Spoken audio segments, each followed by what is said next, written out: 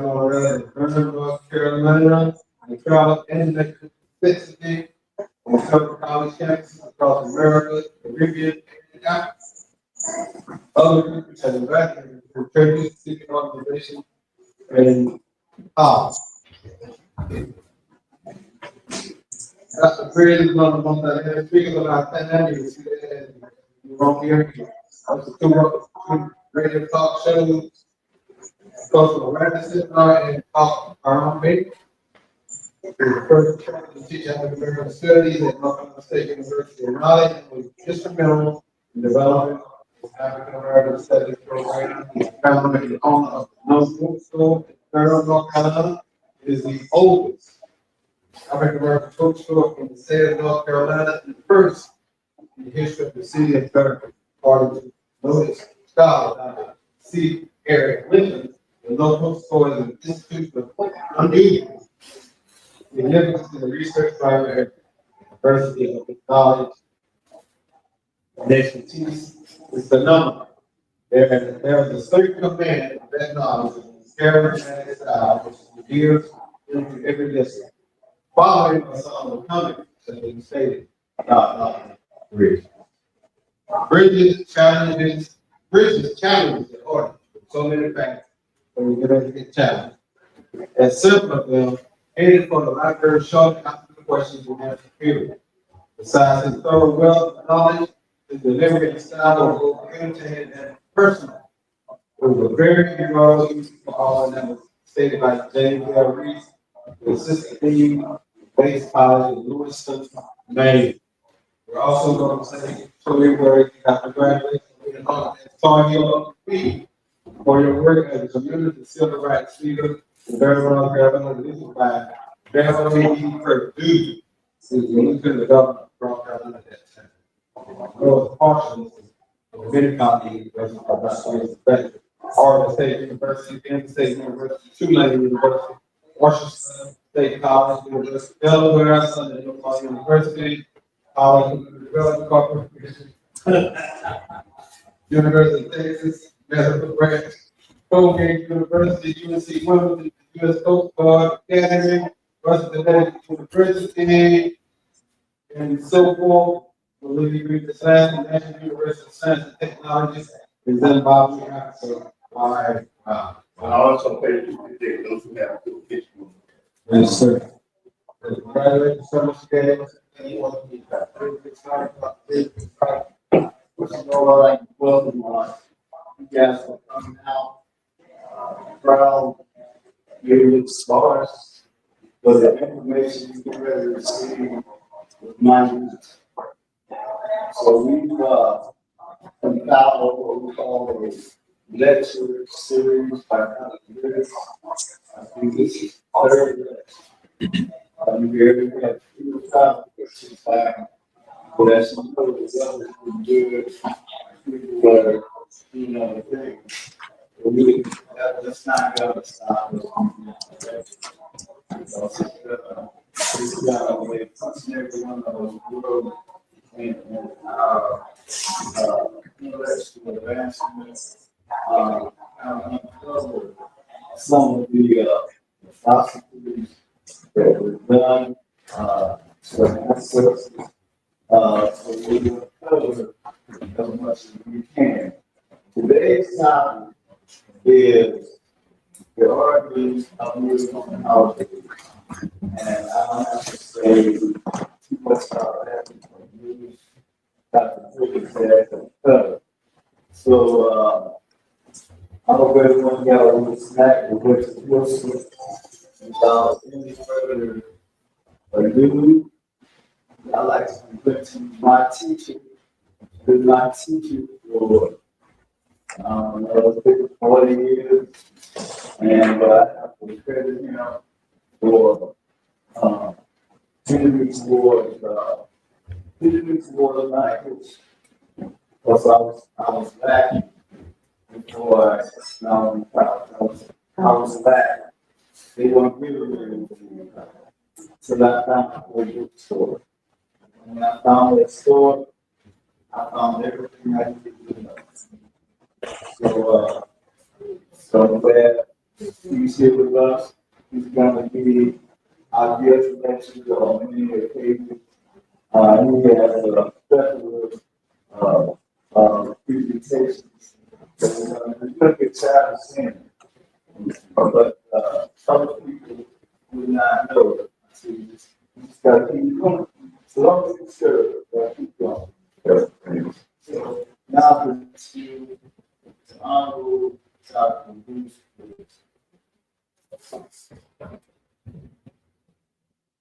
Thank you very much, John. Yeah, hey, were you supposed to read something? Yeah, they Oh, I thought so. Wait. we have a prayer that we try to do, in honor of our ancestors. And I think we all have a copy of, Philip Steele is going to read a line, and we got, read this, together. Okay, I'm reading it to repeat me. So also our ancestors. Our ancestors, blacker than 1,000 midnights. After the ancestors, it is you that we, your children, give respect and honor.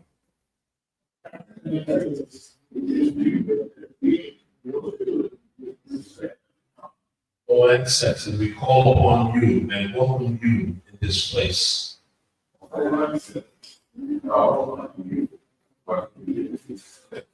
After the ancestors, let your presence fill this place. Our ancestors, well, they're purposely excluded from the history books so that the world would not know of your greatness.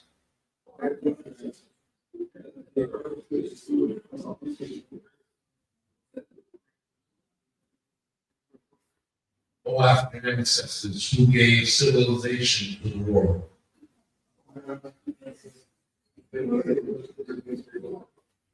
All African ancestors who gave the arts to the world.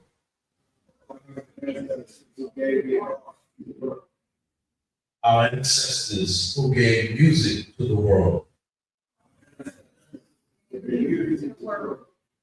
Our ancestors who gave the sciences to the world.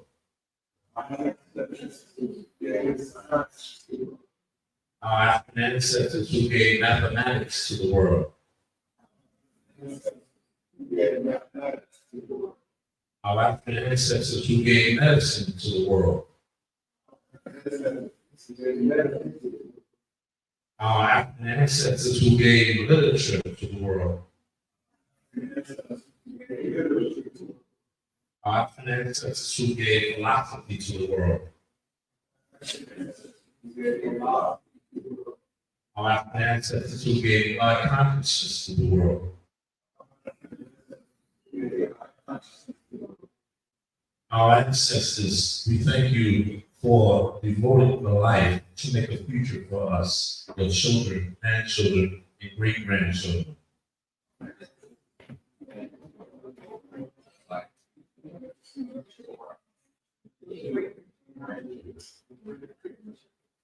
Now stand with us, strengthen us, guide us, teach us, and protect us from the snare of our enemies.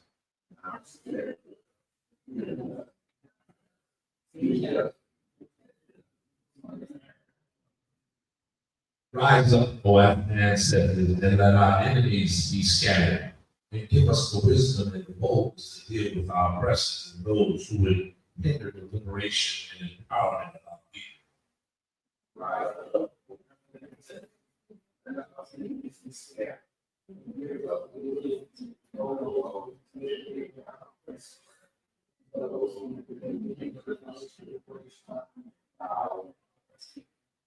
Rise up, O African ancestors, and live in us. And we will not fail to honor you. We will not fail to respect you. We will not fail to hear you. And we will not betray you. Ashe, ashe, ashe. Thank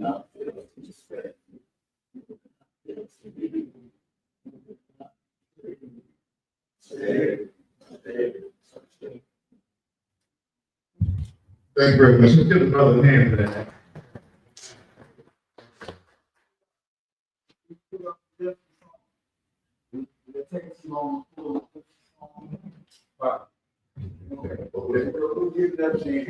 All right, I want to thank all you for being here, and we won't worry about the size of the group. I was reading this morning, a brother sent me from Las Vegas, Nevada, a good friend of mine. I used to teach at a school in a little small town outside of Greensboro called Gibsonville, North Carolina. And there was a project at one time called Palmer Memorial Institute. And that Palmer Memorial Institute was started by a black woman from Warrenton, North Carolina, named Dr. Charlotte Hawkins Brown. And she died in about 1965. But the program, the property is still there. And the Muslim community from Durham, from Chicago, bought the property and started a school. What I want to make is, that school had about 5 students when it started. It didn't stay open. But the brother sent me some statistics about that Muslim Teachers College. But he said that school kept going. Chuck the question would have been okay. There was 5 students there without teaching.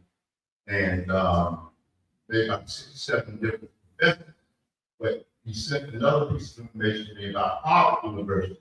Harvard only started with 10 students in about 1642. Just to give you an idea, and those who are here, about how things can grow once you work.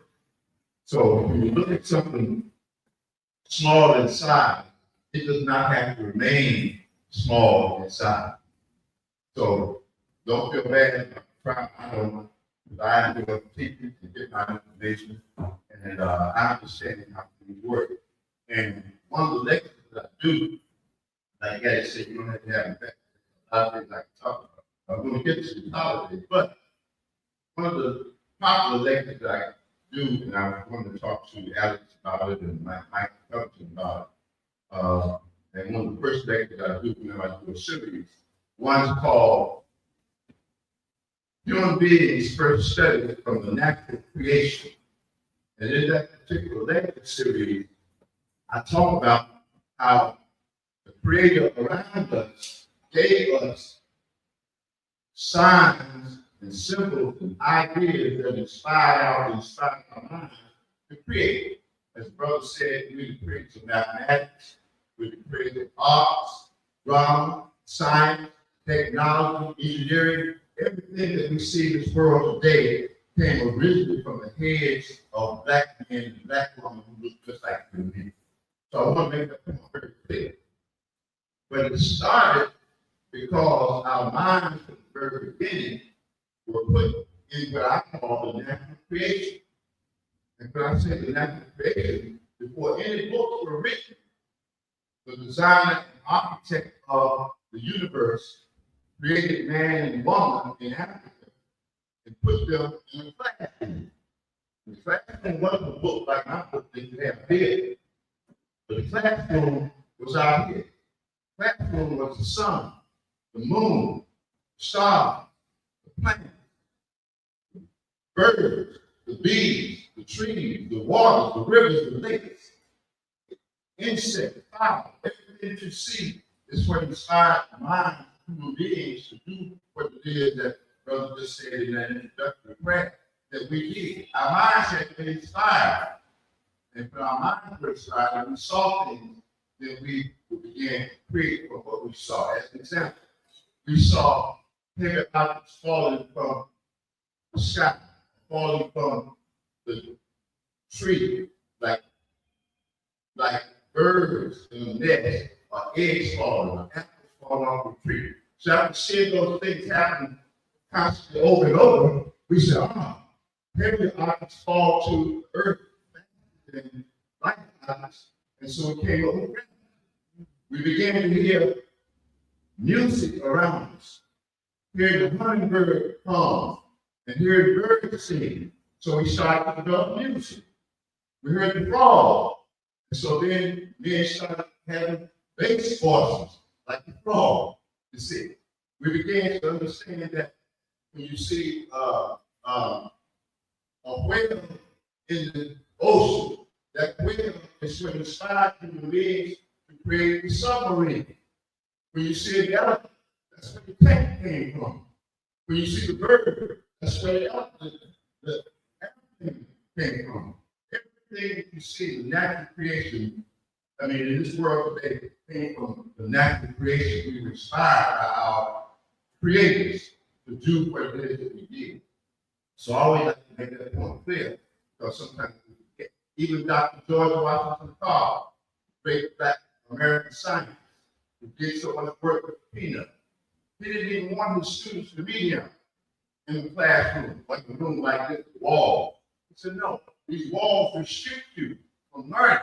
He said, let's meet outside in the woods. Let me show you the plants. And I'm going to talk to the plants and ask them about what products they can produce for men and women to make their lives better. And so he's talking to the plants, you see, because he recognized that the first book that was written was the natural creation. And then these books even came from the natural creation because the paper that it's printed on was called what? Papyrus plant, from which you get paper. And then you begin to write on that paper.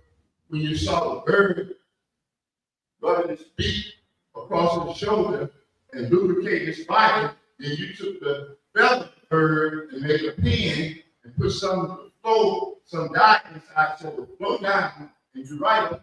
It all came from what was around us. Y'all with me? Okay, I'm just trying to just set the stage here for a few things. So we can't get big headed. Get big headed when I look at page 258, and look at the places I spoke. And the people I've moved from, like brothers in the back, from NC State University. You see, you can't get so big headed because it comes from the creator of the earth. That's what we must remember first. Give all praise and credit. And from that point, then we can begin to move. Now, one reason I want y'all to have my book, and if you don't already have it, you can purchase a copy, give it at the back, and go on purchase. But I'm going to go through some things in here because we're talking about African holiday. First of all, I just want to introduce you to this book. On the very front of the cover, you see it says, Recapturing the African Mind. That's the name of the series that's starting here at the Holla Building, Recapturing the African Mind. We, brothers and sisters, are out of our mind. We don't have our right mind. We have been told what to think, how to think, when to do this, when to do that, when to go forward, when to go back, when to turn right, when to turn left, when to buy Christmas trees, when to buy Easter bunnies. We've been taught when to buy checkers for Thanksgiving.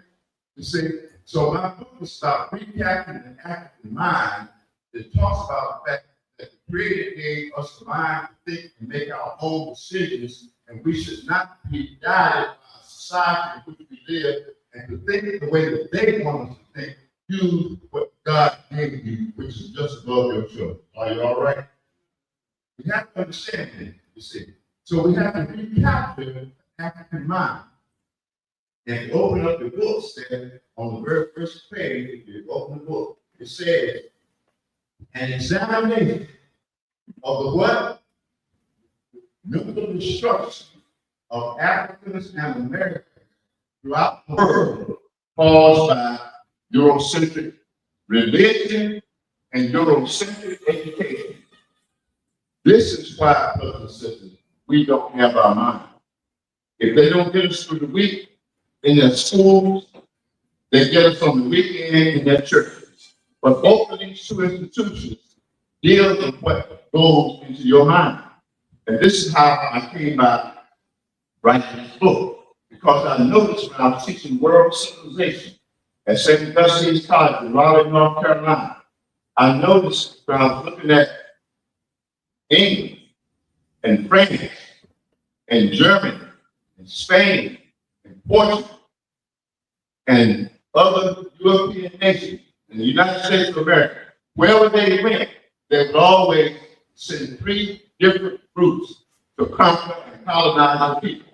They would first of all send the missionaries, they would then send the merchants, and then finally, they would send the military. The missionaries, merchants, and the military.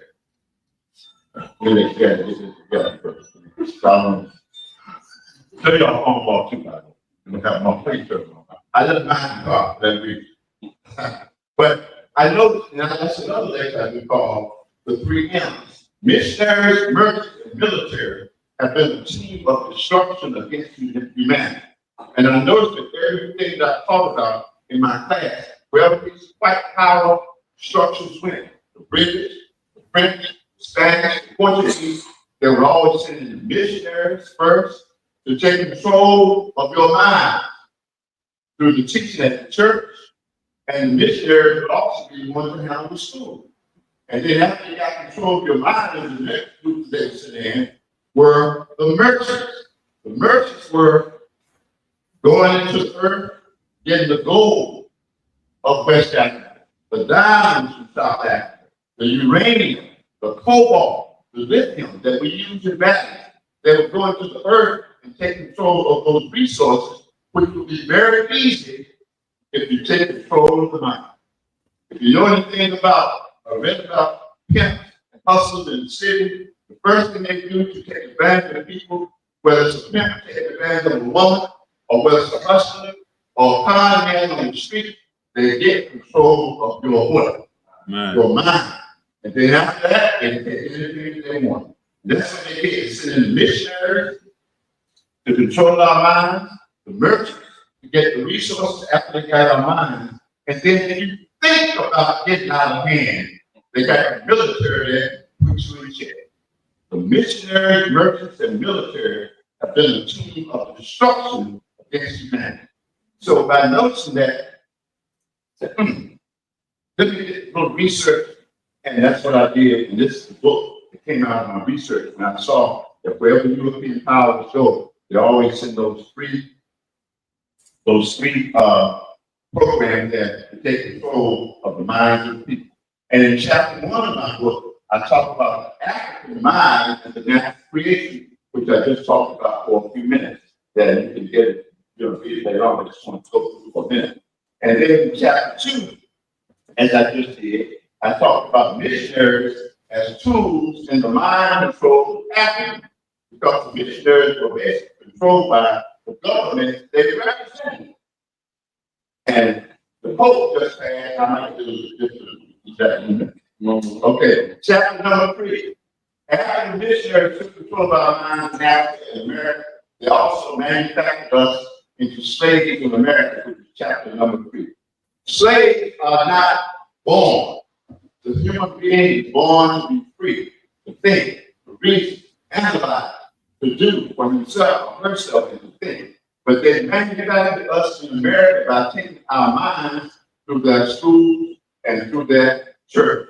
If you notice that chapter, I talk about horse training. I don't know how much y'all know about horses, but if you know about horses, they study the training of horses. And those that train a horse, you train a baby child in the same way you train a horse. And then chapter 4, I talk about the humanitarian movement. This particular chapter is about people who were calling themselves humanitarians, like giving us humanity, and they stopped the slave trade, the physical slave trade, but they took advantage of us mentally. So that's what the manufacturing humanitarian movement is about. Then I go on and talk about the early encounter, chapter 5. Then I talk about the effects of mind destruction in chapter 7 and 6. Y'all look at it later. And also for notice, I wrote some big print in this book on purpose, so you all can see it real easy.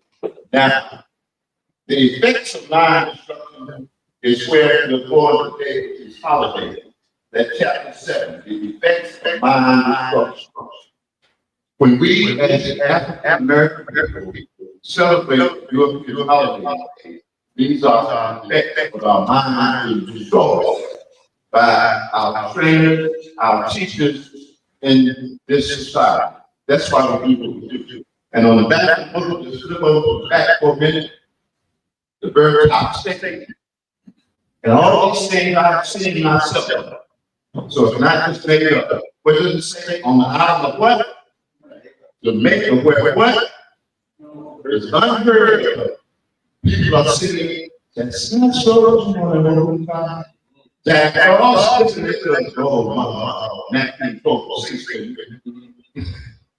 Jack Frost slipped into the nose and I'm giving of the white person.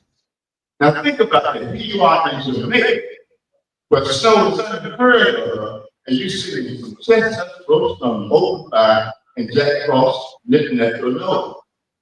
That's because of the fact that the British who conquered the Carib Indians and brought slaves there taught them about British culture and British colonialism. So you can find something that doesn't even fit in an area like Jamaica, but that's what they think, because that's what they've been taught from children.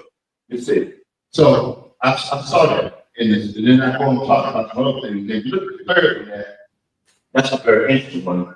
In Nigeria, West Africa, one of the most popular cosmetic products sold is what? Skin lightening cream. That's right. And I saw that in Africa. So all these things make me quick to look at, and I began to see what the Europeans were doing, traveling around the world in the classroom. And then I went to Africa. I had the fortune to go to Africa with myself and two members of the Jackson 5 singing. A friend of mine was a mayor of a small town in the North Carolina called Green Ellis. He took a group of us, group of mayors from North Carolina. Mayor. He knew me because I was a teacher. So as we go, about 6 or 7 mayors in different towns in North Carolina, and 2 members of the Jackson 5. That's why when Chico Jackson died, y'all, they got drinking real hard. And so hung out together a whole lot in Nigeria. Chico Jackson and I Jackson 5, good brother too. Right? And which leads me to what I'm about to talk about. I was sitting beside Chico Jackson in a church in Nigeria, and the choir was singing in Nigeria. I'm sitting here, Chico is here, another brother beside us, and the choir is out here where you are. And all of a sudden, people started to sweat in the choir. This white stuff started to run down their faces. And Chico touched me and said, "What is that? What's that white stuff I see coming out?"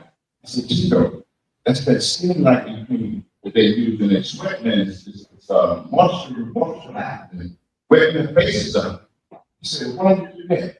And then I started telling them about how the white people came among them, gave us this white image of Jesus, and told us that this is Jesus, the Son of God. And then we thought something was wrong with us because of our dark, black skin, so we wanted to be like him.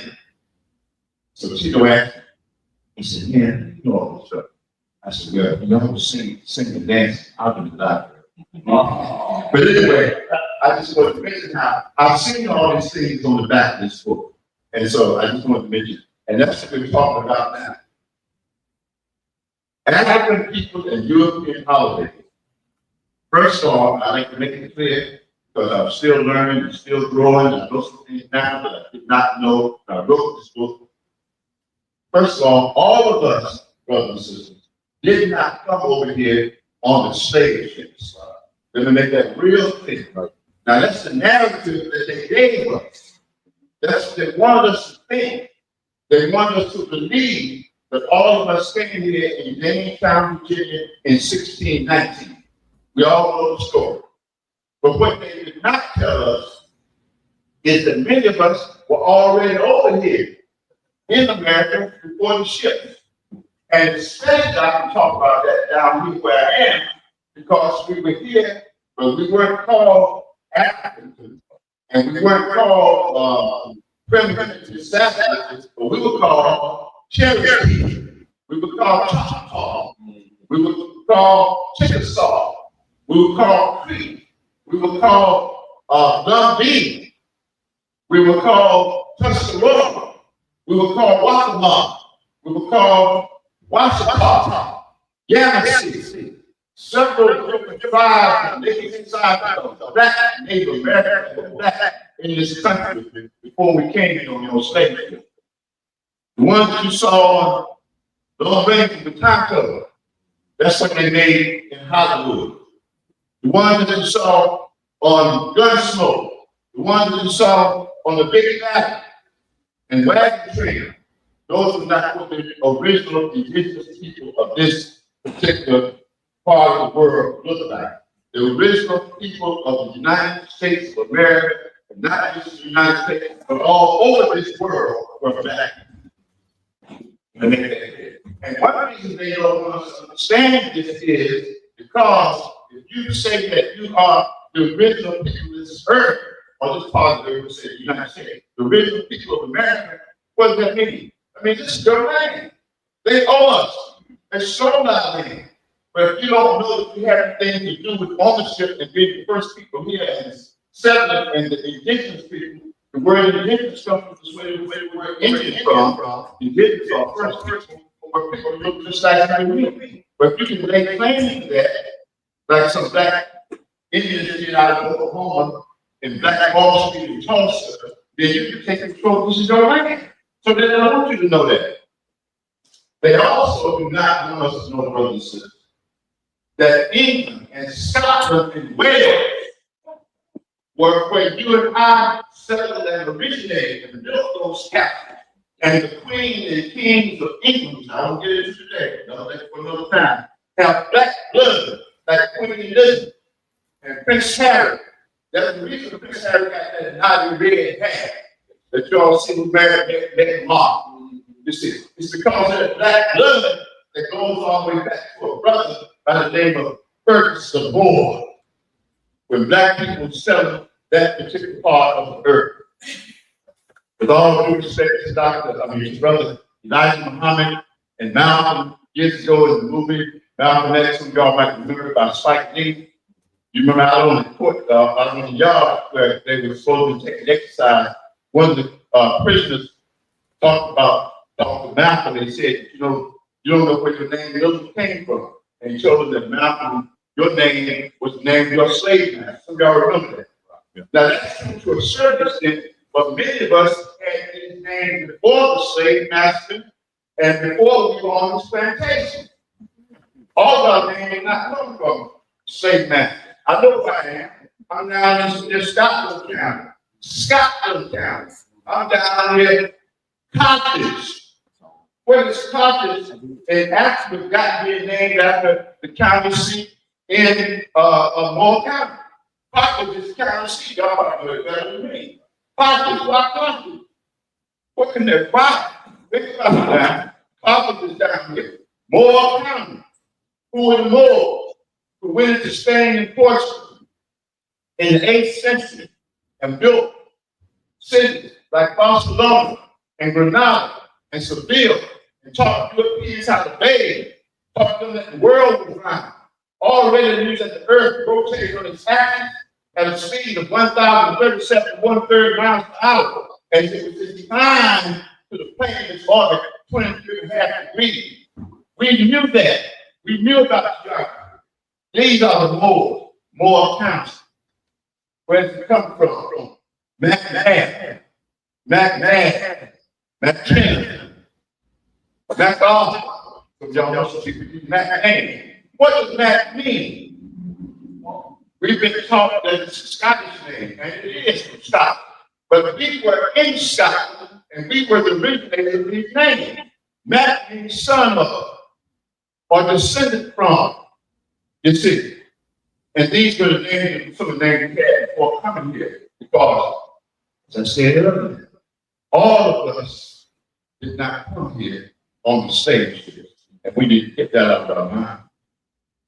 So I want to make it very clear. There's a book called The Western Islands of Scotland by a man named Martin, same name. But Martin, white man, in that book, he talks about when you go into those islands off the coast of Scotland, you find mostly dark-skinned people who inhabit those islands. And we came here and were sent here from Scotland, Ireland, Wales. Some of us went to Jamaica. Some went to Barbados. Some went to Montserrat. Some went to Trinidad and Cuba. All over the islands went and started plantations in this part of the world. And then Africans came, and so white people call all of us what? Africans. Now we do know that the humanity originated in Africa 3.5 to 4 million years ago. We know that. But directly, we were already over here before coming here in the slave ships. We all came and mixed and mingled. This is why you read the stories about the Seminoles down in Florida. Those Seminoles left Florida and went over to Mexico, seeking freedom under the leadership of John Horse, a black Seminole Indian chief, and another man by the name of Wildcat, who led the black Seminoles down to Florida, down to Mexico, and their communities in Mexico now of dark-skinned people. And all of them don't look like these people coming over here working in the fields of America, the ones who Trump trying to send back. All of them don't look like that.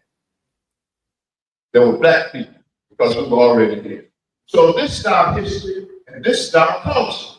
And the reason that we celebrate these holidays, I forgot this, is because this is what we were taught on the plantation and the system of racism called America. We were taught.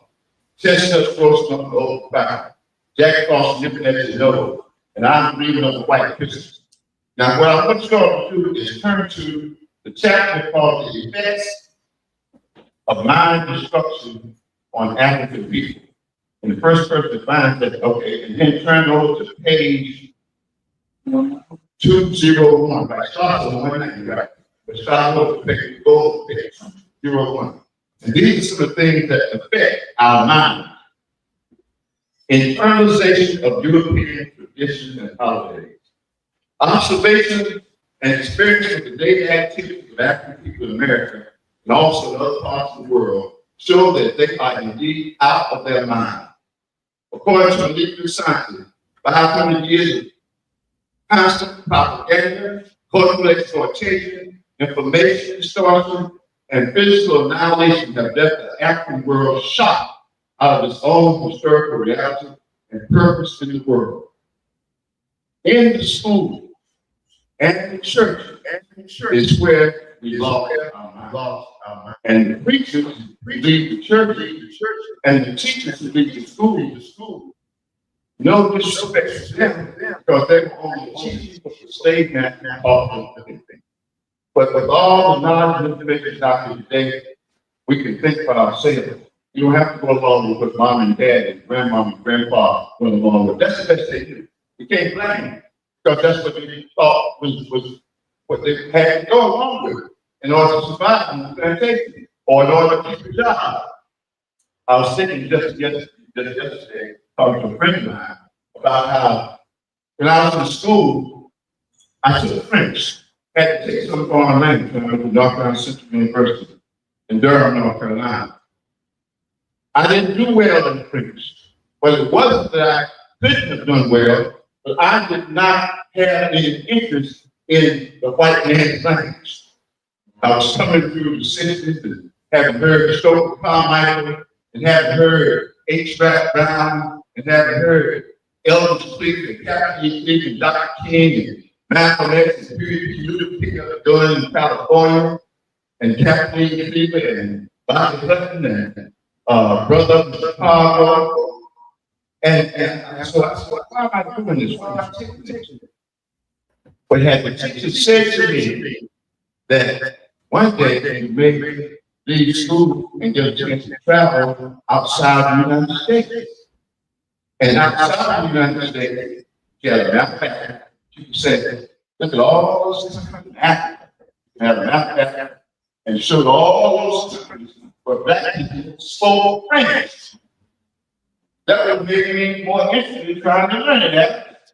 If she had shown me Burkina Faso, has just shown me Togo and Benin and Guinea and Ivory Coast and Senegal and Niger and the Democratic Republic of Congo and Mali and Algeria, all these countries where they spoke French. And the reason they speak French is because the French had conquered and colonized them and gave them their language. The reason we celebrate these holidays is because we were given this by our oppressors. But had I been taught that, then I would say, I just jumped down and saw the cross. Let me learn a little more about ocean tree and Mardi Gras and all these French words. But I had no interest in it because I could not see where I fit into it. If I were to take a picture of this whole room right here, this afternoon, and then do it the old school way, take it in my dark room and develop that picture. And once I take the picture, I pass it around. Now, what's the first thing all of you would look for in that picture? Tell the truth. Think about it then. When I gave you a picture that's developed of this class we have today in the Holla Center in Northern North Carolina, those who are tuning in to the podcast, this is where we are. Now, I pass that picture around. What's the first thing y'all gonna look for in the picture? Yourself. Where am I in the picture? I know I'm sitting in front of Alex Daniel. I might be sitting beside Sister Karima. I might be sitting beside Sister Yvette, or maybe Brother Bobby, or somebody, or Brother Ahmed, Brother Hassan. Where am I in the picture? And if you don't see yourself in the picture, are you really interested? Sometimes you go to somebody's house and they're not quite ready, y'all sort of going out together, going to dinner, going to the movie, going to play basketball, and they say, well, look, listen, I got to get the shower right. So look at the photograph album on the coffee table. Now, if you don't know anybody in that photograph album, you don't have no. Not at all. And this is what is happening to us as people. We have not shown ourselves on the page. We have been celebrating holidays and don't know where the hell we fit in those holidays. And look at page 203 that I talked about, page 202. Even start on January, page 202. January 1st. Do only two traditions. After people explain what? Happy New Year. On page 202, those who follow. And we make resolutions. And we say to all the praise of God and never brought to mind. We do all of it. But what makes it different? Is it really different? If I have on a new suit, that means you look at my old suit and tell the difference. If January, how much difference is January 1st? Look out into the environment. How much difference is December 31st and January 1st? Same thing. The calendar has been tampered with, brothers and sisters. The earth takes on a new look and a new appearance around this time, around March, springtime, which was the first month in the ancient original calendar. January was added to the calendar, named after the two-headed god called Janus, Janus, whose head had one head looking into the future, another head looking into the past. And that's what January does. But you can't tell the difference between, if I got a new car, I better be able to tell the difference between that new car I have to pay for and an old car. If not, somebody you give my money back. So, you see, so we've been told that it's a new year. So we go around, Happy New Year. Sometimes it's Happy New Year's. Happy New Year's. Sometimes we go out all with this language. But I'm just saying, brothers and sisters, we haven't thought about the fact that, of course, is it really a new year? Or is it the same year? Or somebody tampering with the calendar? February 14th, after an African American school teacher instruct children, cut out arms. Y'all remember it? Design and red instruction paper. Garden candies are prepared by the children. You see, we had to make, I remember taking that instruction paper and he folded it, I think, and he used the scissors and cut it. He opened up some water. That's all. So y'all know what we're talking about. We all get everywhere. You see, making us celebrate European holidays, celebrate their culture and their heritage. Now, if there's any history on Cupid, and Cupid was a Roman god, Cupid, the baby, Cupid, and Same thing, really sick. Cupid, do what? Say, I know you. Listen, what? And Cupid, I don't mean to bother you, but I'm really stressed. The thing gonna lose all the time and this. The city. Learn to sing all these songs, to cut these pictures out, all these things. This is going to our mind, brothers and sisters, and taking control of us. And it's all about what? Commercialism. If they can get you to begin to think like they want you to think, as you talk about the missionary, then they can go into your earth now, they can go into your pocket and maybe get cut stop if you go to your wife's house or back home or to your girlfriend's house or your boyfriend's house and don't have a bunch of candy, or you're in trouble. You're in trouble. Bro. I got roses. That's right. Roses. You gotta have something because that's what's been taught. And it's a self-check type of situation because if you don't do it, then the other person's got in their mind somewhere, they're gonna curse you out and do worse to you if you do not comply with Valentine's Day and all these holidays you do talk. Right or wrong? So it's a self-check situation. They get all of our minds, and then if you don't follow, then something's wrong with you. You're the enemy. Like Brother Sappy said, Brother Brown's coming in because they're getting y'all, you wouldn't know Mike, y'all enemies down here. But I think you and me talking, right? Enemy. When you come, I'm the enemy now. I gotta watch my try to get out of here. I know when I leave here. Because you're coming with truth. And whenever truth is on the scene, falsehood must vanish. They can't occupy the same space at the same time. Like that. No two artists can occupy the same space at the same time. So truth is on the scene today. We have to understand, and we won't have time to go to now. You do a 12 lecture on Valentine's Day, but we're not doing all that today because we're just talking about it in general. Then we're going to talk about Easter. Then in March, I think this is January, in March, and it's Valentine's Day again. February 14th. Month of February for Black folks should be celebrating what? Black History Month. That's right, Black History Month. Juneteenth, that's close though. But Black History Month. But we, February 14th, first of all, February is the shortest month of the year, 28 days. First half of 28, 14. So you stop halfway between your Black History celebration and then start celebrating Cupid with candy and low white diamond and bows and arrows. And then on the 15th, you go back to being black. You're wrong on the 14th with Cupid and Valentine's Day.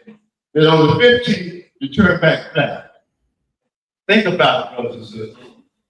When you begin to know and understand the history, then you know what you should be celebrating. You know what you should not be celebrating. You know where to put your money, when you're spending and when not to spend and what you're spending on. And that's not what they want us to do. They want to take control of our minds, as we said before, in the churches and the schools. And then they can rob us. Then we go into March, St. Patrick's Day. St. Patrick's Day. I know who I am down here, Scotland County, and Morton County, and Anderson County, down here, Rockingham, Longford. This is the Scottish part of the country. But now, St. Patrick's Day. St. Patrick's was about St. Patrick getting rid of the black people up in Ireland. And he called those black people, he said to get rid of the snakes. But black people were called the swamp people. I don't have time to go into right now. Yeah, that's another thing. You bring it back. And the board up here and used to teach. But the swamp people, the black settlers of Ireland, wore crowns on their head that had snakes on those crowns, just like snakes worn from the crown of the ancient Egyptians in Egyptian society. And so the legend goes that St. Patrick ran out all the snakes out of Ireland. But It was really about us being destroyed by St. Patrick. And also those little Twa people, that's another lecture I've been called. In the beginning was the Twa. And the reason that's the lecture I'm working on now is because when you look at the Twa, about 4 feet tall from Africa, who came from one of the sons of Noah, Shem, Ham, and Japheth.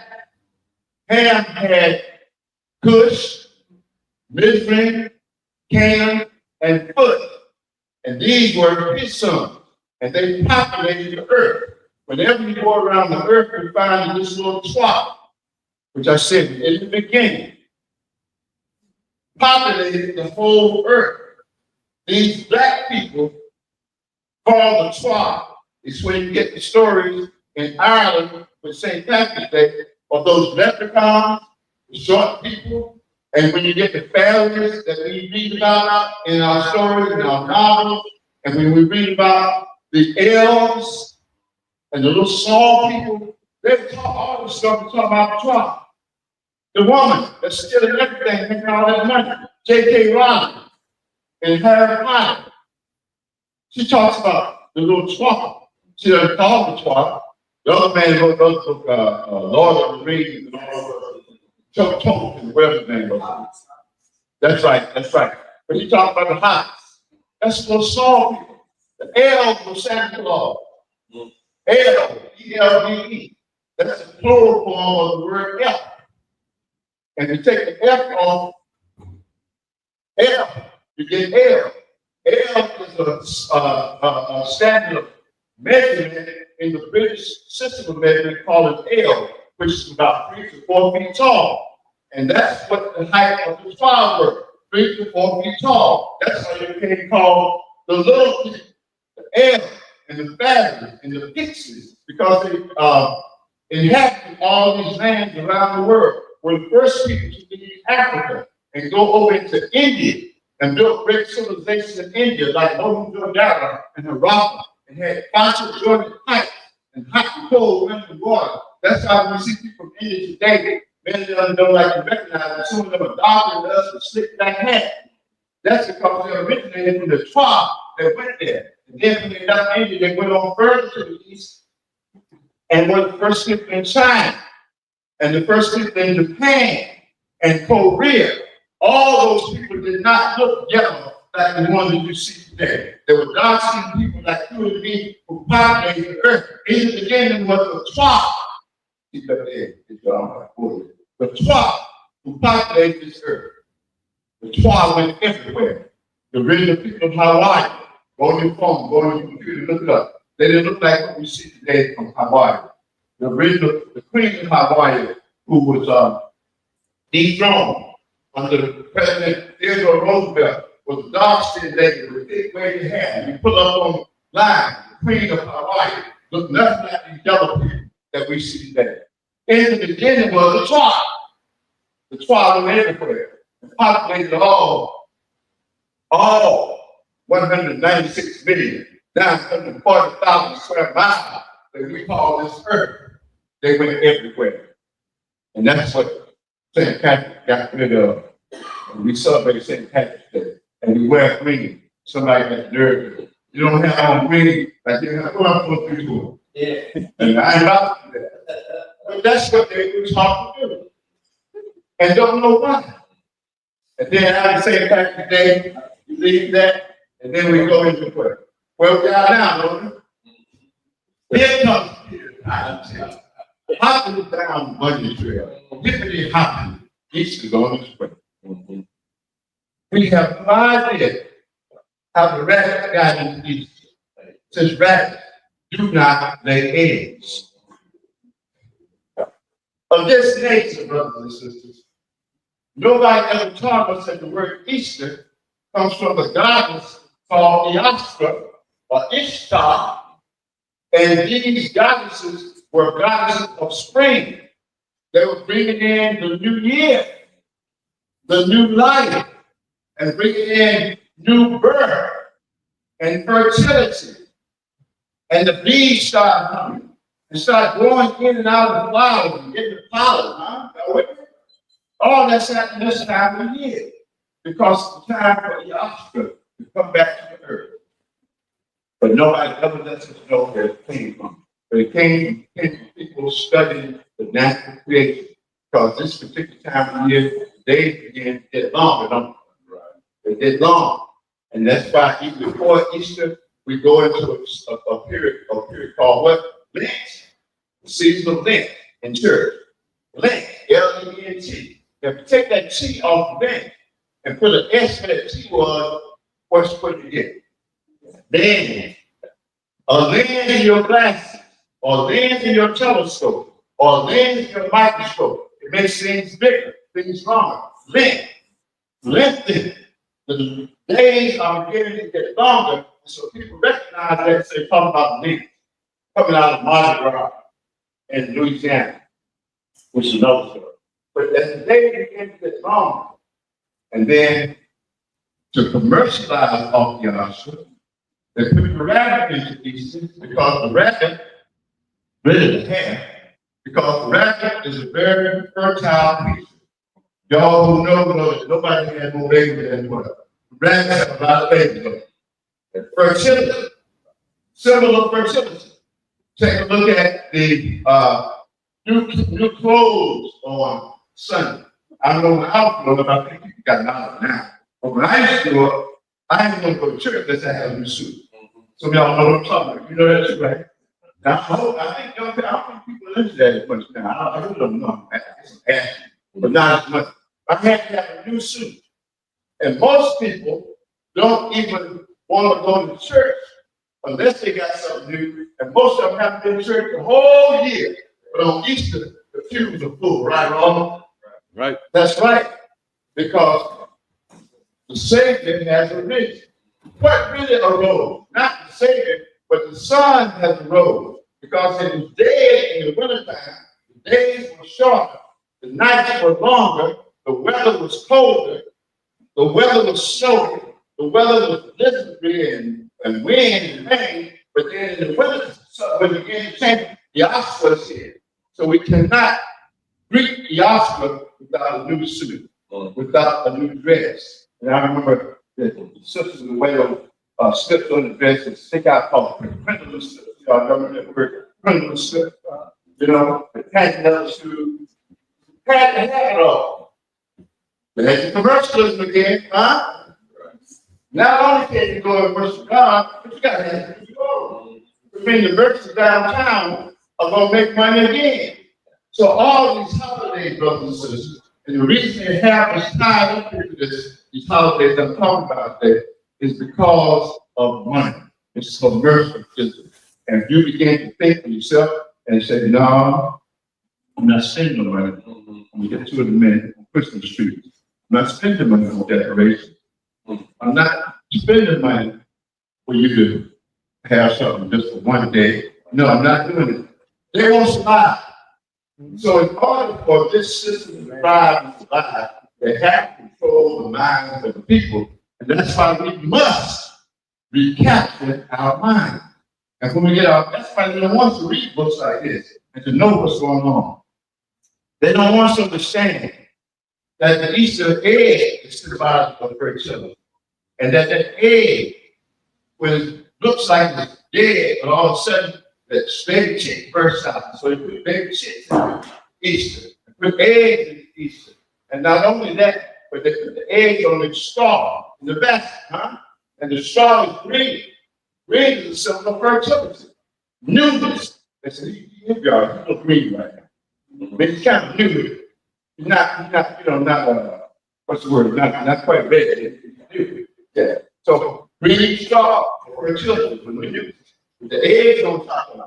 And the eggs and the green straw are in the what? The basket. The basket. What is the basket symbolic of? The female womb. Tell you something, y'all never heard this before. I know. The womb of the female is what the basket is symbolic of. That's why you got eggs in the basket. And on Easter, in Europe, European women would get naked and run out into the field Birds and women run out in the field, and the men would go chasing. And that was the Easter egg hunt. Come on, Holla. I'm giving it to you now. They hunt these eggs. And all that's tied up with the basket, and the straw, and the eggs, and the rabbit.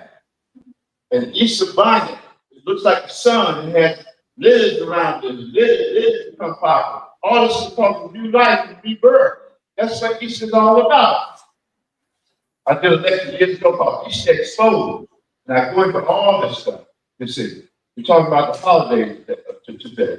And so this is why we got it, and everyone we're talking about is about going in here. Everyone that we're talking about is about spending money. And when you start to wake up and spend your money where you want to spend it, and when you want to spend it, then the society does not like that. They do not operate like that. You have to be ignorant. That's a better word, not calling you ignorant, but you have to not know what's going on in order to spend your money. So that's the Easter egg hunt, the Easter bunny, and the baby chick, and the Easter rabbit, and the Ostre, E-O-S-T-R-E. That's where you get the word Easter from, the Ostre. And that word Eostre, when you look at it, is also where you get the word that the female had in her body. Estrogen. Easter, estrogen. That's all the stuff came from. This is, which I always like to talk about, another thing that people can do when you're trying to study and trying to learn.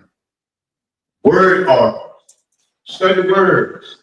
Find out the root of the word, the origin of the word, the beginning of the word, where it comes from. Land, Easter, Easter, you see. What's up, and how it's all related.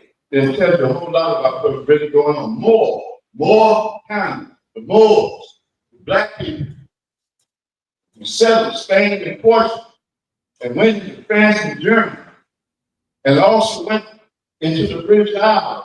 These Moors people who were taught in the beginning, then they became Moors, another story. But anyway, when you begin to study this, you find out that's what happened. So Easter, then after Easter, what's our next holiday in America? What's our after Easter? Which one then after Easter? I didn't put up there, I forgot. Okay, but anyway, July 4th. Now, July 4th. When I was teaching. Okay. Now, first of all, let's look at the history behind it. Let's look at the dates. July 4th, 1776, 75, 75 is the 4th of July, when America became independent from Britain.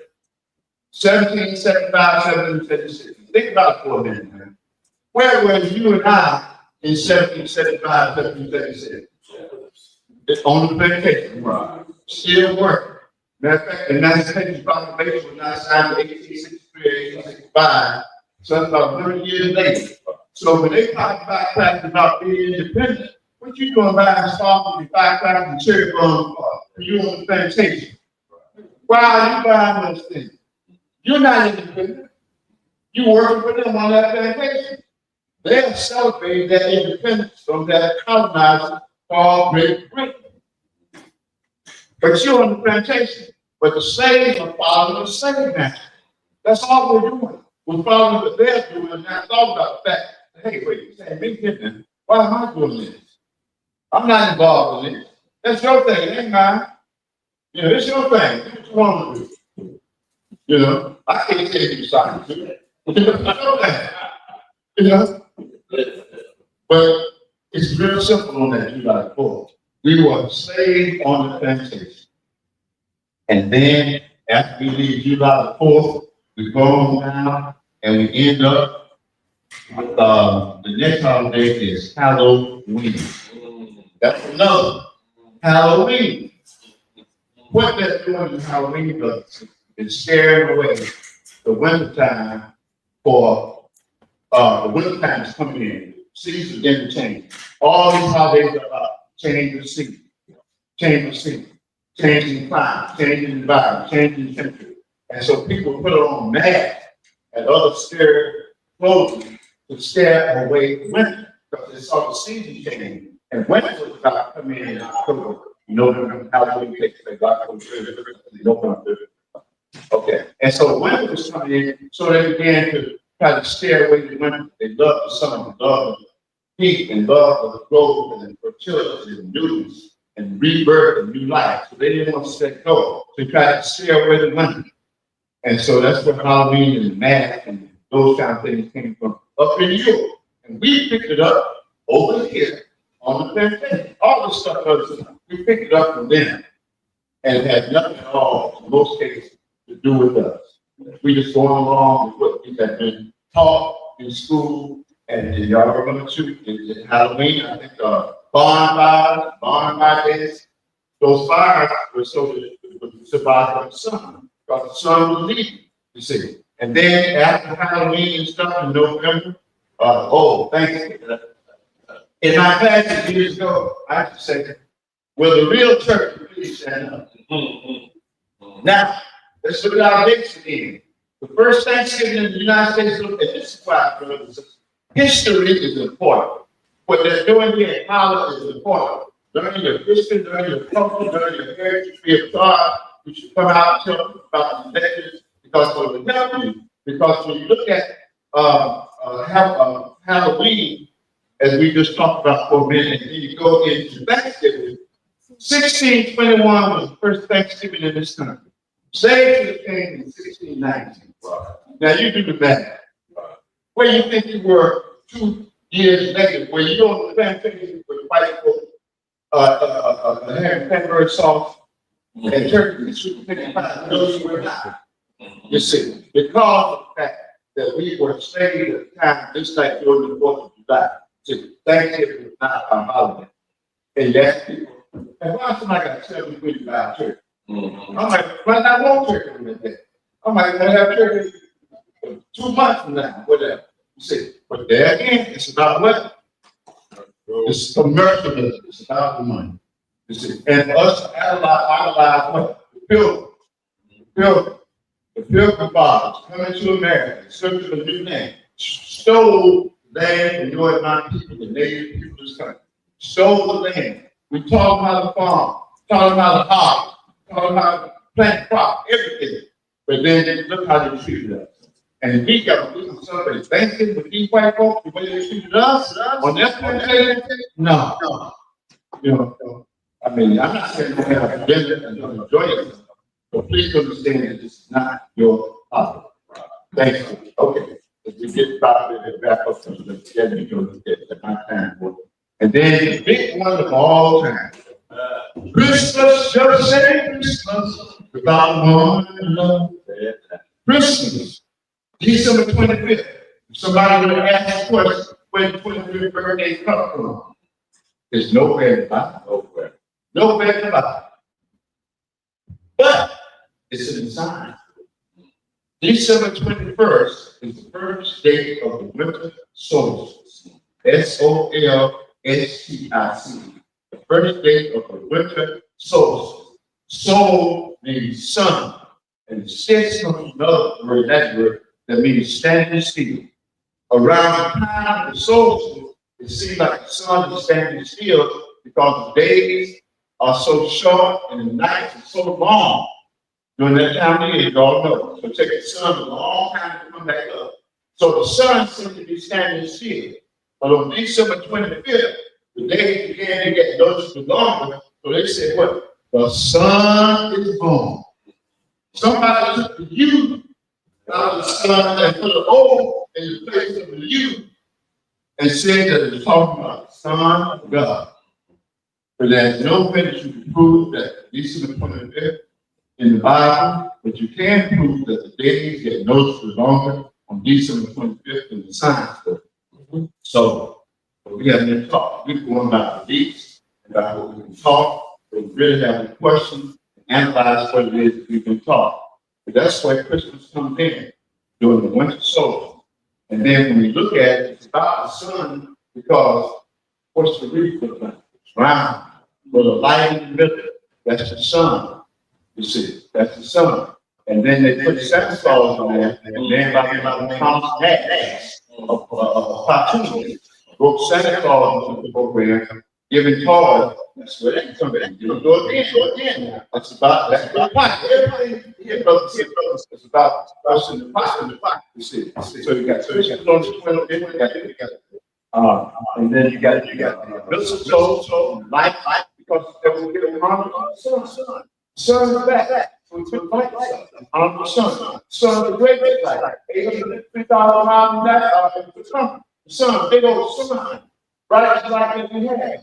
See, so we put lights on the tree or in honor of the sun. We put a light in the middle of the tree in honor of the sun. You see, when you see street lights, some of us so lit up, you lit up on the street sometimes. Around that time of year. We lit up, the tree lit up, everything is about lights. You see. So anyway, it's all about lights, all about honoring the light that we have been given at this particular time of year. But we have to take advantage of because we can believe in this, and we'll go along the program, spend all our money, and then we won't have anything. It'll all be gone. So, hope you got something out of there. Say thank you very much. Thank you. I take questions and comments. Thank you. We'll back and go ahead. Thank you very much for this. Hope y'all got something I'm glad to say. Learn something. Thank you, tell us some friends about it. And in my book, now I'm going to go into a lot. And like in my book, I talk about, and I just had to think about the horse training. These stories we taught a long time ago, like Black Beauty. We were taught Black Beauty was about what? A horse, but it wasn't. I talk about it. Black Beauty was about training black folks in being slaves. And when you study it, you find out that's the case. But they couldn't tell us that because then that might wake us up. The lady who wrote it was an abolitionist who was against slavery, and she talked about the system of slavery and the way in form of story through Black Beauty, you see. So a lot of these things like Ale, Black Beauty, and a lot of things we studied is really about us, but we don't know the history. And we can't even see it. Almost like God turned this one here into a mirror. Now put this mirror in front of brother's face right here and say, show me you. And you don't even know it's him. That's what happened in our history. Somebody can show us the story of Black Beauty. They can show us about elves at Christmas time. They can show us about fairies. But if we don't know history, we don't know it. Look at ourselves. When we hear they talk about Harry Potter, we don't know she stole the name Harry Potter. The name of the first magician in this country, a black man named Richard Potter. You look it up, Richard Potter, the first magician and ventriloquist in this country, named Richard Potter. And what's Harry Potter in the story of what? Magician. That's right. But she's saying, oh no, I got to come up with no, they're gonna lie. They're gonna lie. But that's just figuring out how you know what it is. Yeah. And any questions about it? And by the way, book just $20 and autograph when you keep it got not put back in. But that's what they're talking more about it. Like I said, it's printing, really big printing. People like I have bad eyes. So that's like that big printing that got to go more and more. And that's more around the world. I'm going to talk about how this happened in America. Like we're talking about today. I talk about Burkina Faso, in Kenya, in Nigeria, and other parts of Africa, and as well in Jamaica and Ireland. How European people, white people, have taken this mindset that they have themselves and spread it among all people all the way around the globe. We just talking about America today, but they've done the same thing all around the globe. I was reading about the island of Montserrat, and the island of Montserrat. Black people were there who came there from Scotland. They drinking in Scotland. They didn't stop. But that's the Scottish beer. So they spread that whole culture all the way around the globe. You see, the traditions, the customs, the ways to do it, and we just dive into it because that's the best. If we don't know anything. You see.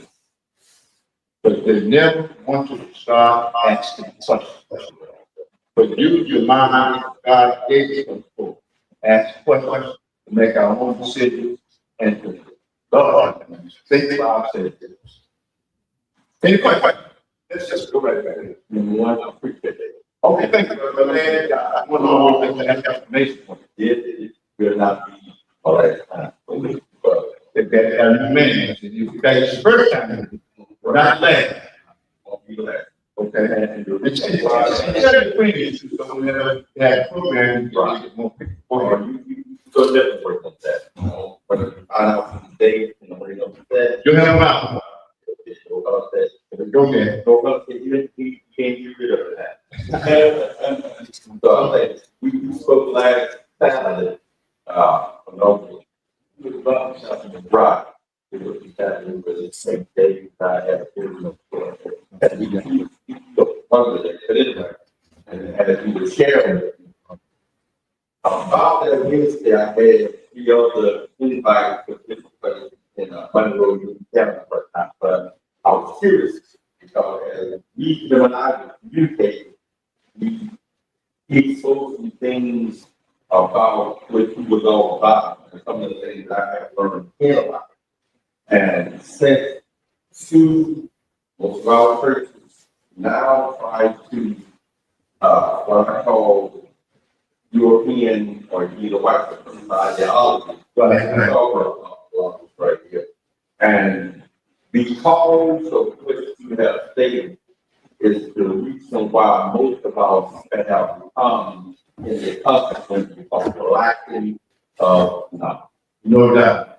And so, and we want to thank you for taking time to come down and to emphasize on that.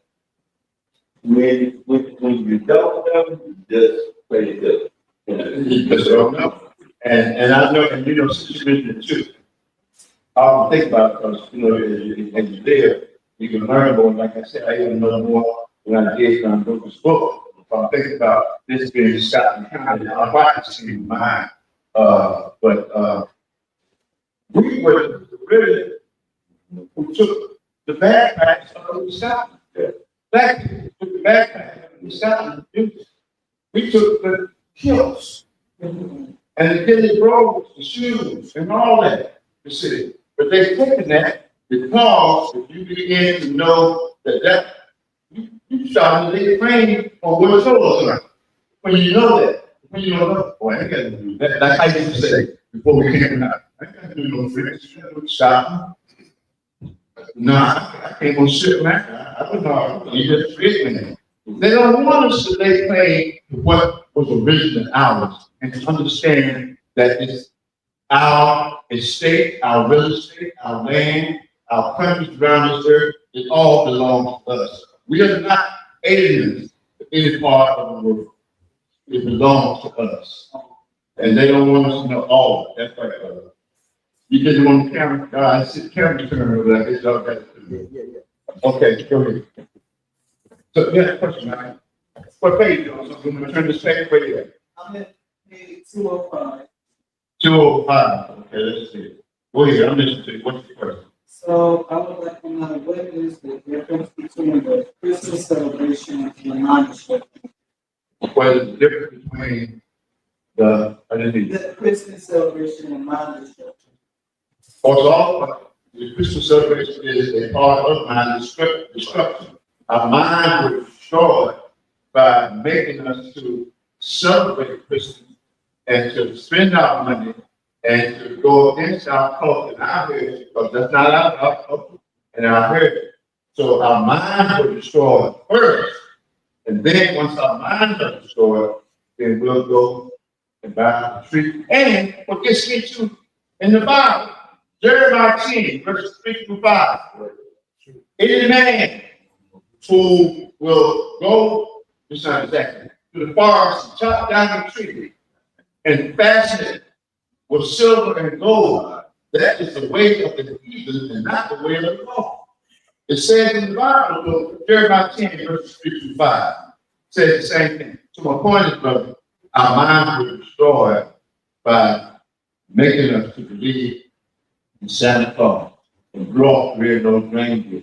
I can remember when my mother and I was growing up didn't have enough money to buy a Christmas tree, and all the Christmas would know a real Christmas tree right across the street where I lived. That was the woods.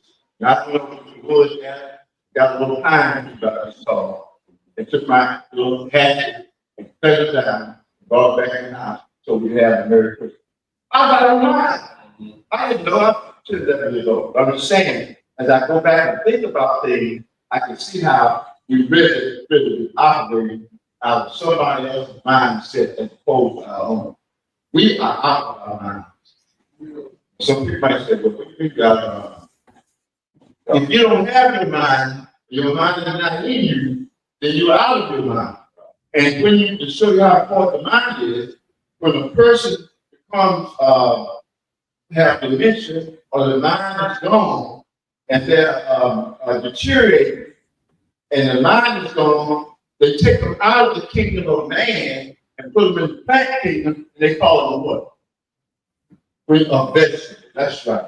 You're out of the kingdom of man now, you're the vegetable kingdom. Because your mind is gone. The mind is the most important thing, you see.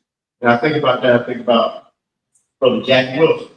Y'all remember Jack Wilson? Remember Jack Wilson? Mind was gone without the vegetable. All that known the chip drops he did, and Danny Boy, all those groups, songs, those Jack Wilson had.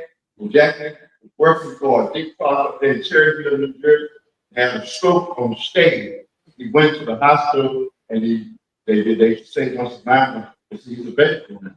And they eventually pulled the what? Pulled the plug. You see, so the mind is what the human being has that's above everything else. And if God gave you a mind, you ought to use it. Any other person in common? Yes, sir. Could you elaborate on you said the walls restrict you from learning? I looked it up. What the 100% Walls.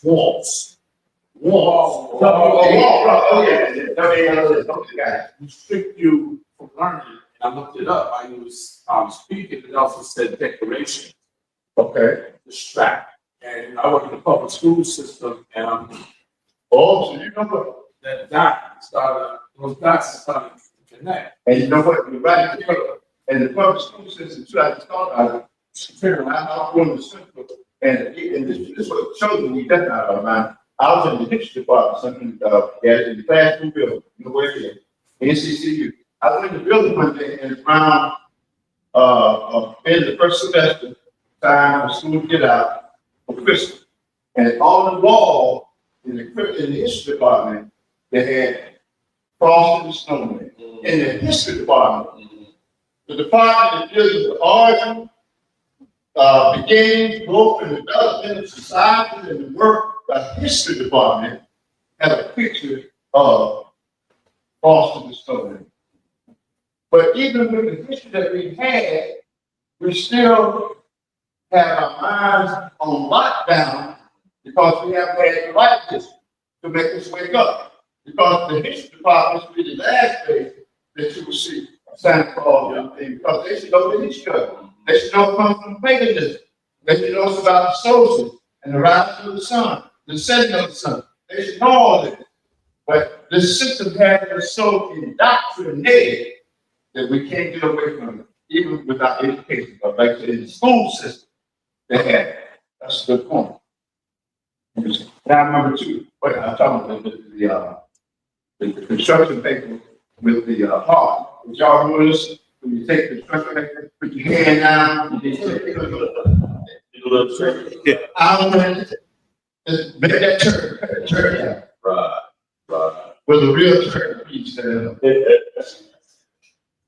So all this is part of the documentation, and all this is why all my life I've always tried to recap the African mind. I didn't call it that, but I'm saying I've always taught people how to think and want to learn how to think. That I knew something was wrong with the system. And then when you begin to question it, you begin to see so many other things. Oh, I didn't know that. I didn't think it had anything to do with that or making the days wrong. Then when you look at the word, then lens, microscope, telescope, glass, 2020. So you start putting things together, and then you begin to see it. And we live in a society where our controllers and manipulators do not want us to see that. They really don't. Yes, sir. That's why they want, they like y'all try to get big again, get more people coming in. So watch out. So they don't want too many people to start thinking. Not at all. Yes, sir, Matt. Yes, sir. I'm going to talk about this. Also, when you think around, like, let's say, you church, lands, something like that. You start speaking the truth, you got now, you get another, they start going. So I do a lot of this is like, Oh, brother, I say stories. That's why I don't have a question answer yet, but we're thinking about another thing. But you become out. I'll never forget when I was which one I started the book, but when I was teaching NCCU. At the end of the first semester, like I just said, as y'all well know, that's when students begin to take the exam and get out of Christmas. So I was teaching class in geography. And so I said, rather than stay in the textbook, let me give them something to go home with to make them think about it. So since I was teaching geography, I started talking to them about climate, the change of season, and how the Christmas tree, that they didn't know where the Christmas tree came from, but you don't put the tree up, somebody said where it came from, you don't know. The Christmas tree is a German origin, by the way, came from Germany, that we learned from the Germans over here. But anyway, so I started going into Christmas. And I said, I hope y'all have a nice vacation. So I went to the office, sat down in the office, phone rang, before cell phone. I picked the phone up. My chairman said, Dr. Fish, come down to the office. I said, yes, sir. I'm going to hung the phone up, closed the door behind him, went in his office. He kept his office open because he had open no house. So this is his desk right here. He's right here. So I went in the door to open the door behind him. So I closed the door. So what's happening? I closed the door and sat down in a little chair here on his desk. He said, you know, one of your students just left my office and told me that you said that 25th birthday was made up and that talk about the birthday of the son. So you told the class that the Christmas tree is a German origin and that did you see you, so don't you know when Fisher told the kids what the root for Christmas was, what you know about Christmas? You learned that on the page. He said, did you say all that? I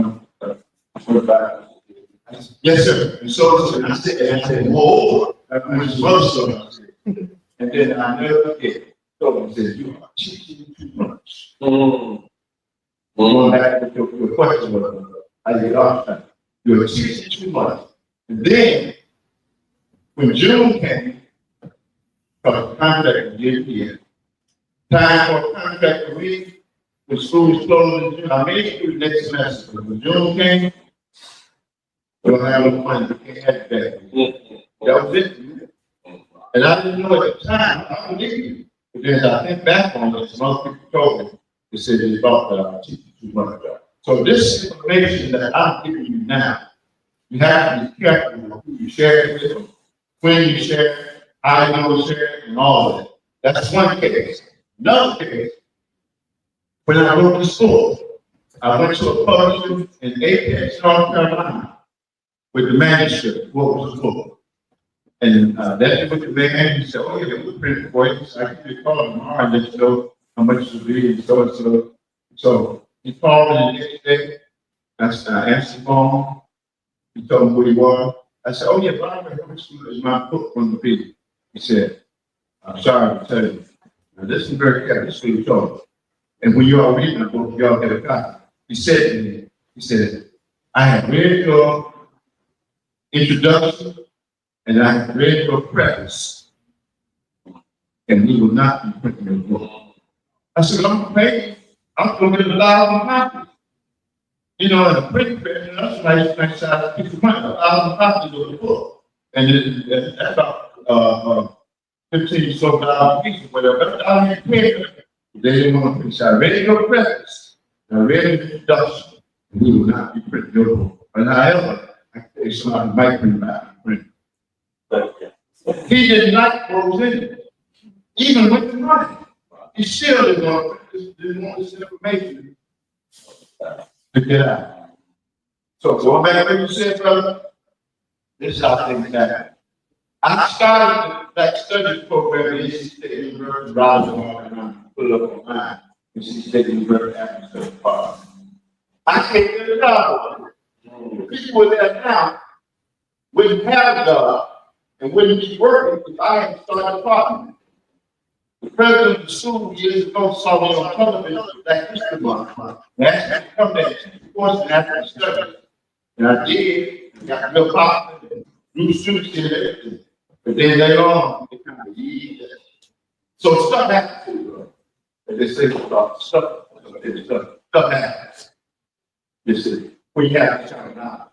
You got to be prepared for obstacles, be prepared for people to come against you, to speak against you, not to hire you, not to want you around.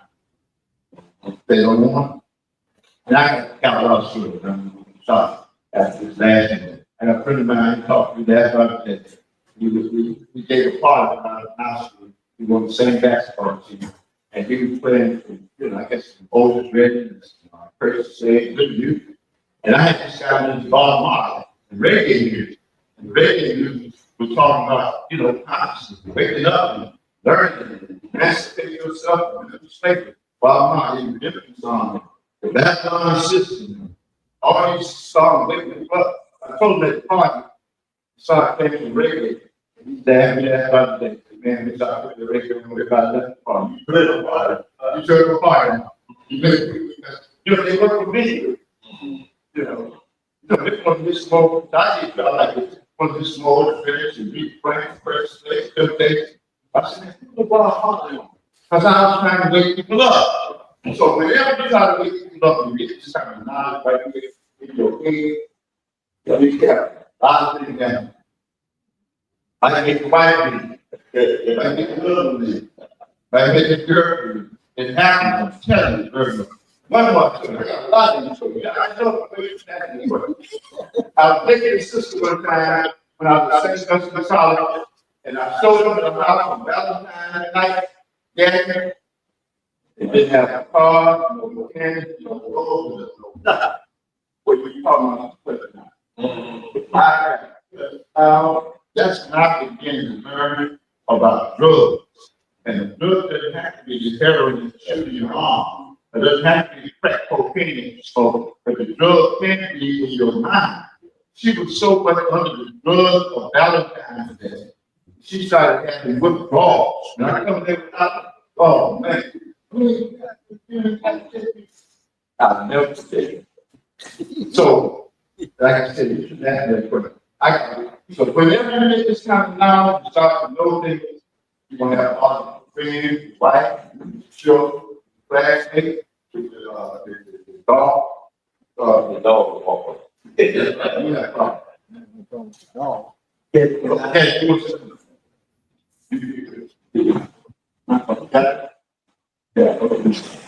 Which you're absolutely right. When you say people who distance themselves from you by conversations that you have about importance of themselves. I'm not a political active person, but I do consult with politicians. And when I consult with politicians, I said, you're never going to put a grasp on anything until you discover what happened to you and to your community. How it happened, when it happened, and the circumstances that you were under. Until you do that, you kind fall right into the system of love. Because you can't leave. You can't leave. So I'm going to continue to talk to my constituents and encourage them to know do anything else. Learn to know thyself. Right. You don't do anything else, and you're not going to accomplish anything until you do know thyself. And now it's great to speak. So, it's a pleasure having you here, Doc. Thank you very much. And everybody was here. Tell somebody about it. You got to start a series. But the city's already started, it didn't be done. There's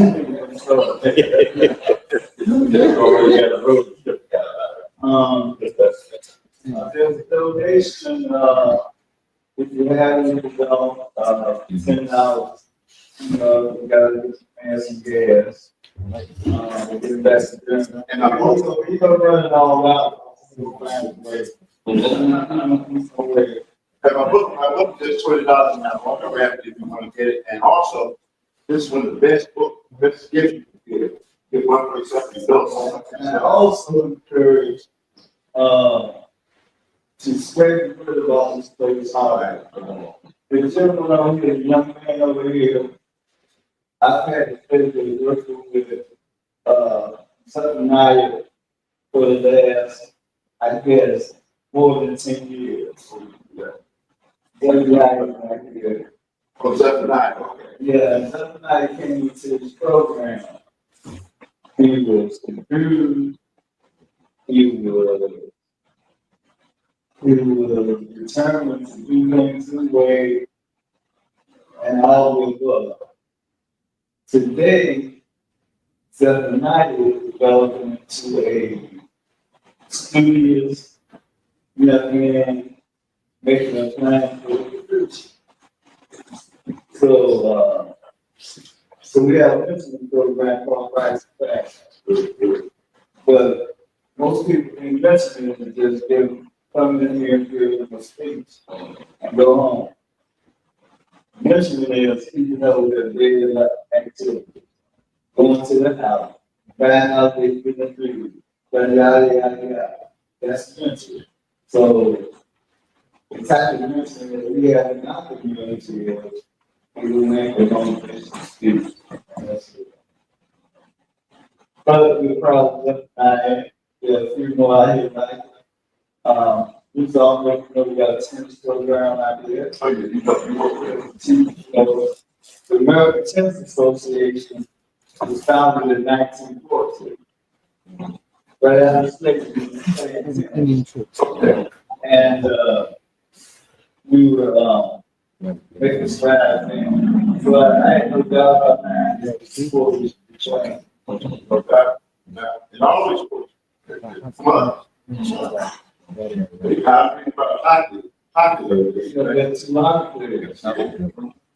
John Lewis was Durham, with the old American teacher and basketball. So, anyway. Thank you. Come on, bus. Yeah, sir. There's also the deterrent. You know what the deterrent is sometimes for young people to avoid incarceration. Still here is the entire profession of the correctional system in New York. Yes. I'm about to ask you about your So he has converted an old bus into a prison museum with photographs and exhibits. This summer we're going to be very busy around here. We're going to be very, very busy around here. The people know. And some people ignore it, but the resources are here. Resources are here. So, anyway, thank you once again.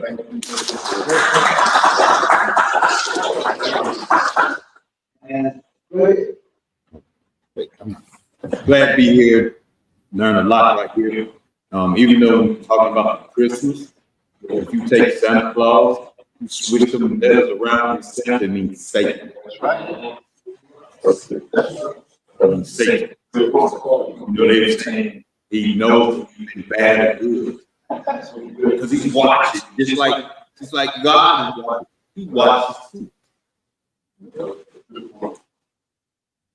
The strategy of most blacks in the early 1900s, 1800s felt like they were going to the middle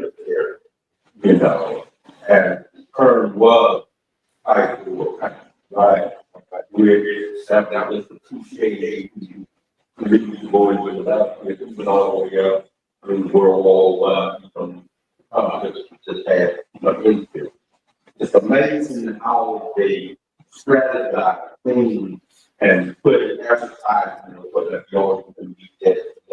Right, and they use all the strategy to beat in, and to become. Then when we come back home in most cases, those guys that Korea and Vietnam conflict, what they all here even when they came back to their own city.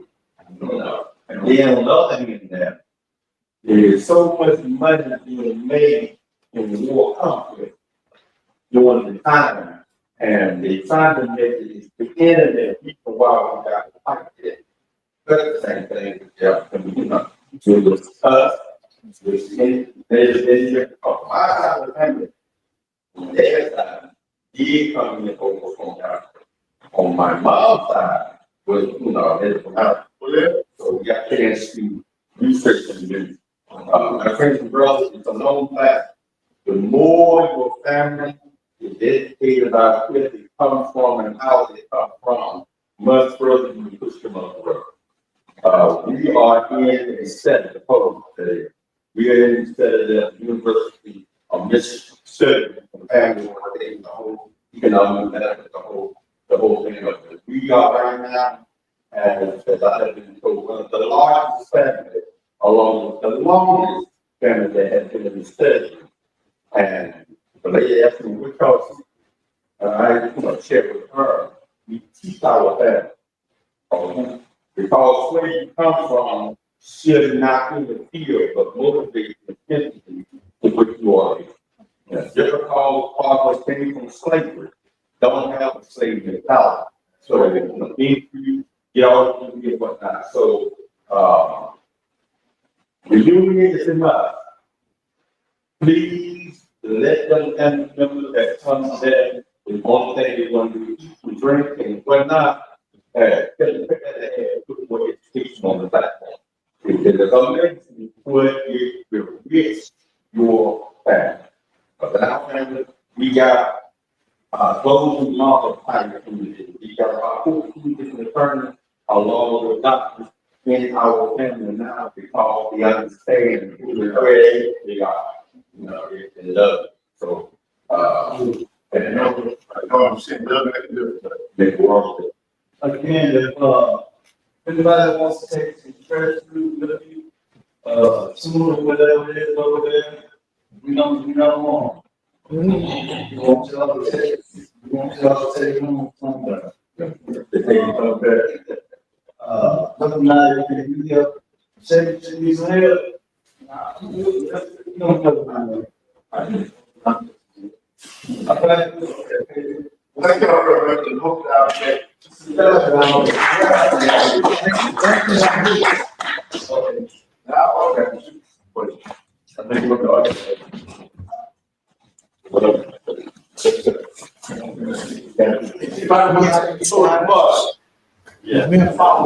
It's Juneteenth.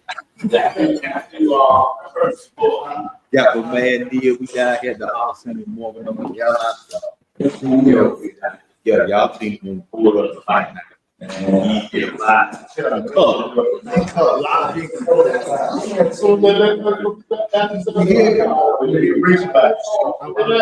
Tuesday, right? Wait. Hey man, I'll be back on Tuesday. Yes, we'll stay here. I'm feeling like the Wi-Fi. Yeah, a lot of information. Y'all be like, oh, you used to be mine. Take it. He might wake up, like you said, just like you said, you wake up,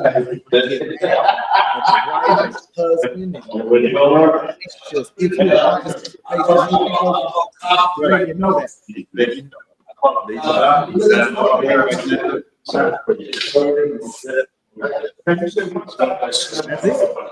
That's it. Capturing the African mind. Come on. It's easy. You think you woke, you just had stuff that you've been hearing. This is here. This is pages that can really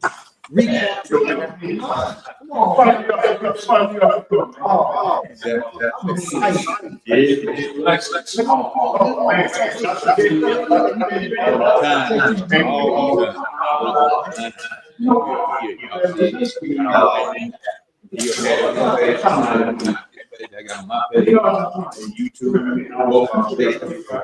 That's it. Go back to my mind.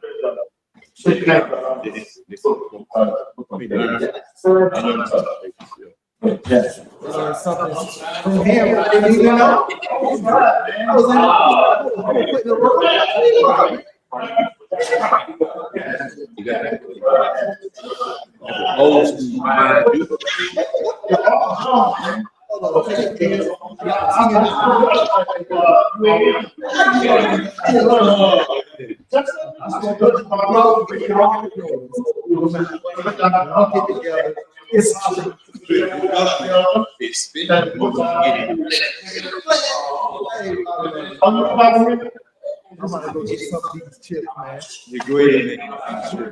Give me some of the minute. In a minute. Appreciate y'all coming on, stated everything. Take his name. He said, Yeah.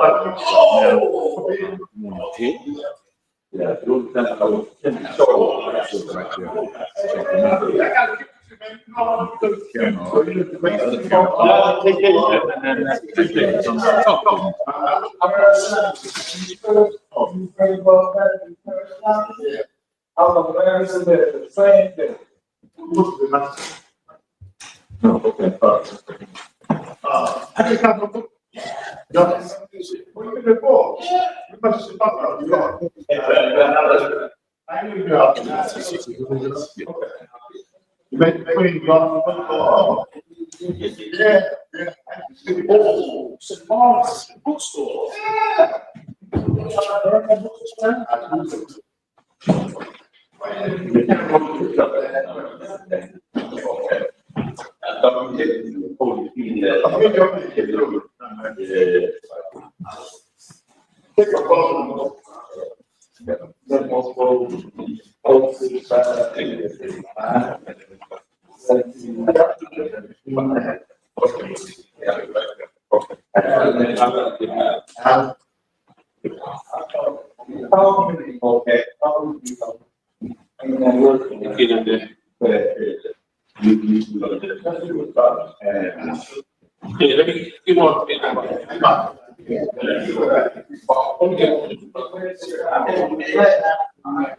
okay. It's coming up in fall.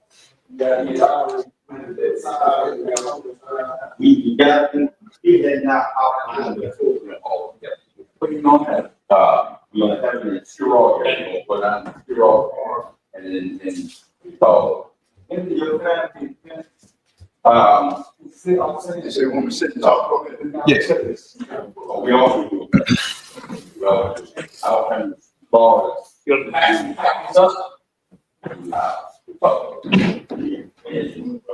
got 15 brothers and sisters. Their children, their grandchildren, great grandchildren. That you don't go into nobody.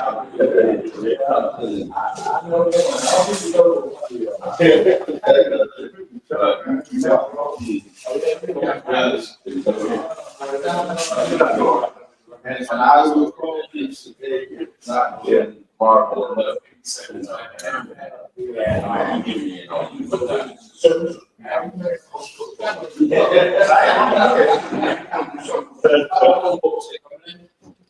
Oh, yeah. Steve, he did, what's gonna happen? He did up there in Brooklyn. You grab that one. No. Yes, so you can use it. They give it all the billionaires. All the billionaires must go. Come here. No, I'm gonna get a copy of it. You come on this side over here. You want me to sit here? Yes, sir. That's what I'm sitting in front of the camera. I'm glad you're gonna get this because I'm holding this. Yes. Today, y'all, today. If you missed it, you got the great. If you missed it, the great information he gave us today, y'all. You should have been here. Dr. Dr. Bruce. Y'all see him, right?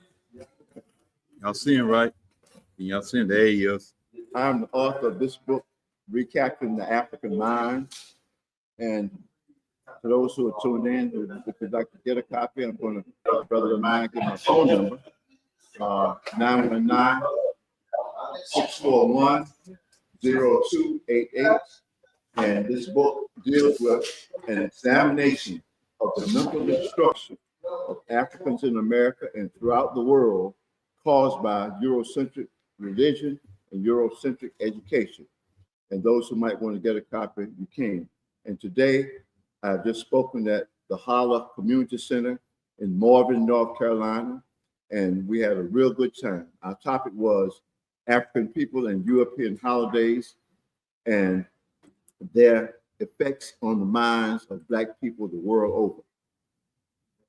Amen. Y'all heard it first. You heard it first. My first time hearing him speaking. It was a great speaking. Thank you, Mr. brother. Bruce. We appreciate it. I will be coming back again, and we will be live again. Oh, good, please. And Anytime you need me, we can do it like on Zoom, or if you need me to come down, we can do that, or meet halfway or whatever, because I love giving the knowledge. And our people are destroyed for the lack of knowledge.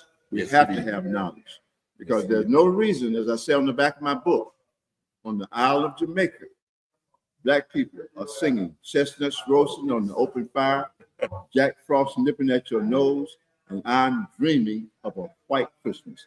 It's because we are the victims of mind devastation in the world.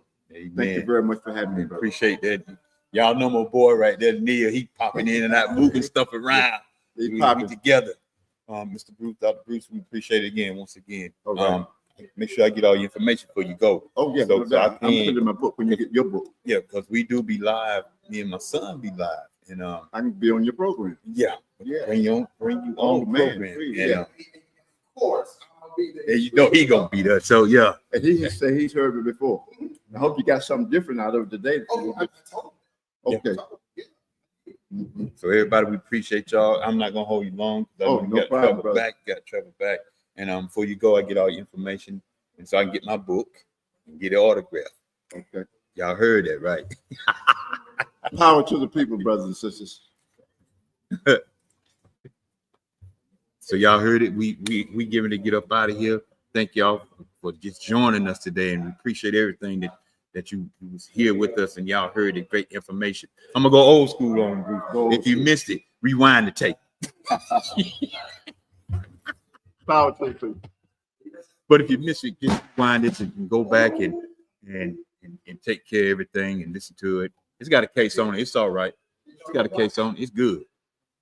And just rewind everything and just from the beginning, share it with your friends and family that we are here, and knowledge is power. And we thank each and every one of you all. We'll be out of here. Don't forget, tomorrow we will be back on tomorrow. My son should be back on tomorrow too.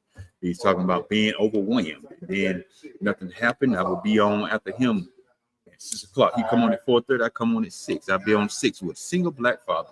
We have a special guest that's coming on. He's a single Black father raising 3 beautiful young ladies. And we thank you all. And we getting ready to get up out of here. Peace.